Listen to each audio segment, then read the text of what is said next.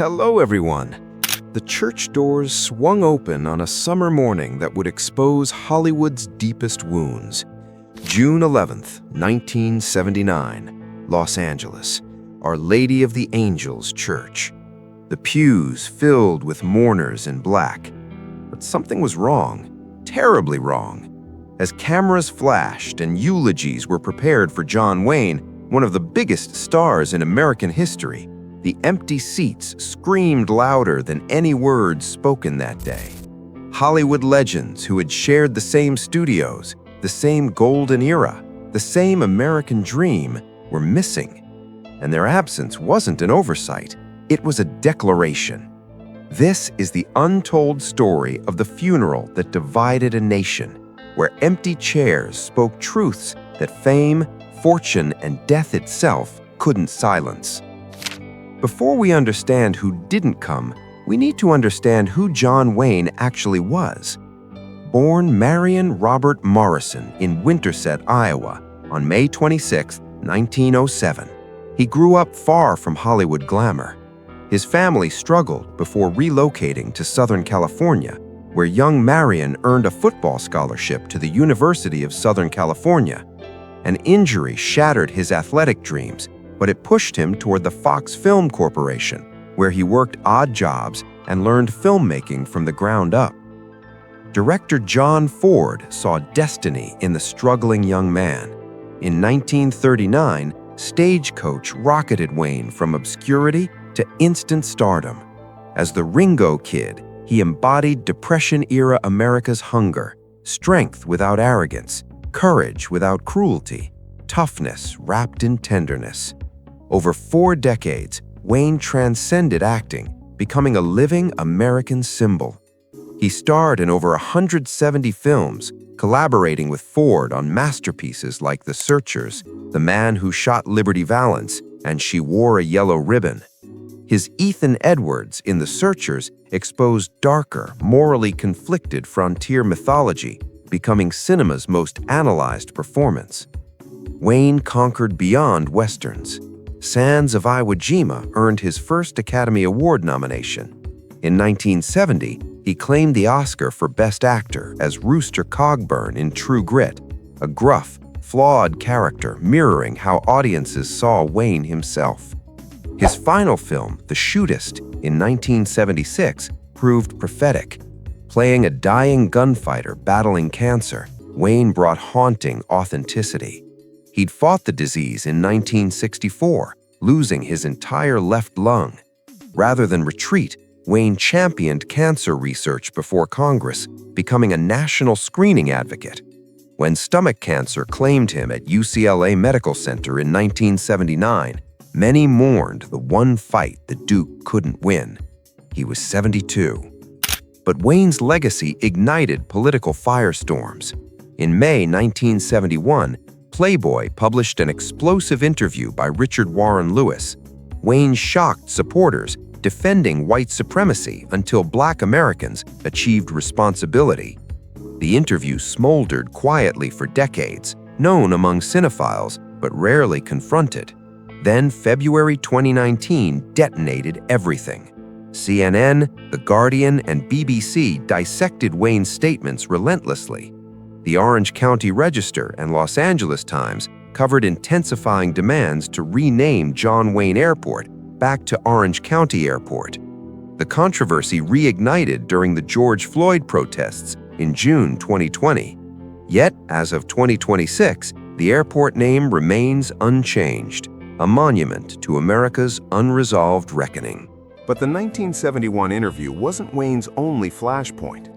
In 1968, at anti-war sentiment's peak, Wayne didn't just defend the Vietnam War, he filmed it. The Green Berets, which he co-directed, became Hollywood's only major pro-Vietnam film. Released by Warner Brothers in July 1968, critics from Variety and the New York Times savaged it as propaganda. Anti-war activists called it betrayal. Yet it made millions, finding audiences who still believed. The Green Berets cemented Wayne as Hollywood's most visible hawk, drawing battle lines. This wasn't abstract disagreement, but cultural warfare defining Wayne's relationships with liberal Hollywood forever. Jane Fonda represented everything Wayne despised.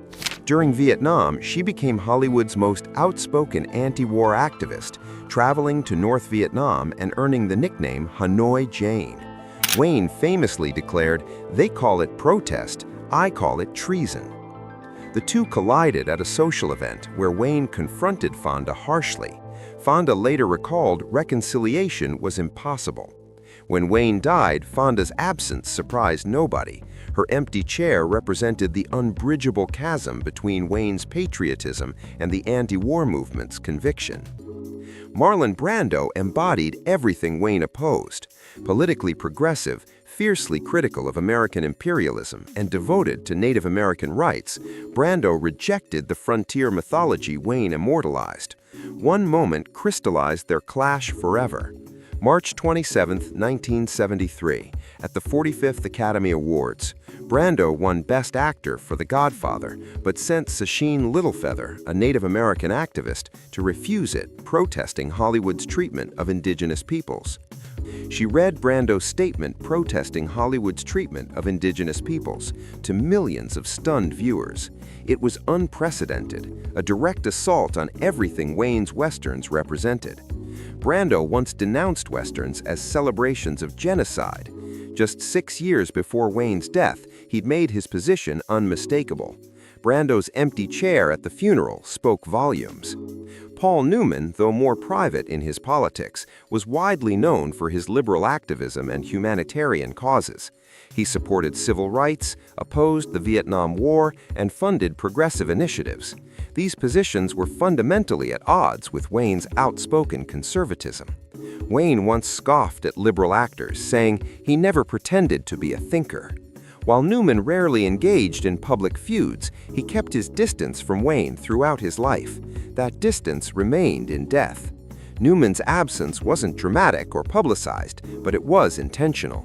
He had spent his career standing for values that Wayne opposed, and even death didn't erase that divide.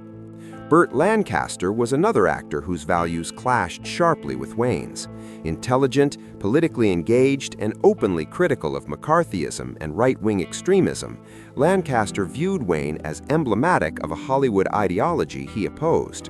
Lancaster believed actors had a responsibility to challenge authority, while Wayne believed in defending it without apology.